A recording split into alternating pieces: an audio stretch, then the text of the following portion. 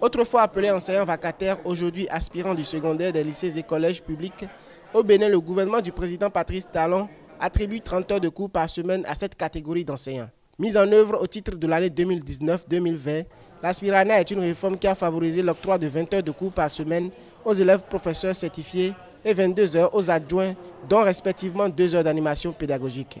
Pour le compte de l'année 2020-2021, le gouvernement a décidé de leur attribuer 30 heures de cours par semaine, dont 2 heures d'animation pédagogique par discipline. Pédagogiquement, la chose n'est pas possible. Humainement aussi, ce n'est pas possible. Et à cela s'ajoute ce projet de bivalence. Sur le terrain maintenant, les professeurs d'anglais deviennent des professeurs français, les professeurs d'allemand, d'espagnol, d'histoire-géographie deviennent des professeurs français.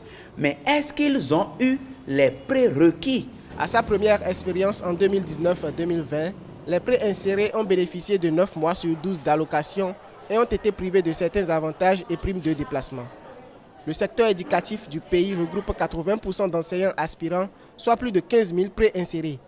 Les confédérations syndicales militent en faveur de l'allègement de l'attribution des 30 heures inscrits dans le guide des aspirants au métier d'enseignant en date du 1er octobre 2020. Les travailleurs se mobilisent, poursuivent le combat pour reconquérir nos libertés arrachées.